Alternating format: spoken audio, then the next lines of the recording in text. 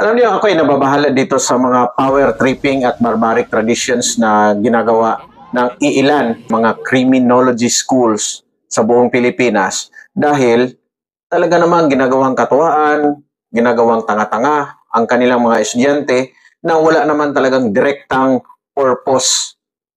Sila ay hindi military organization, hindi sila military unit, ngunit nag-adapt sila ng certain practices, yung mga bad practices pa ang kanilang inadapt at ginagamit nila sa training ng kanilang mga estudyante.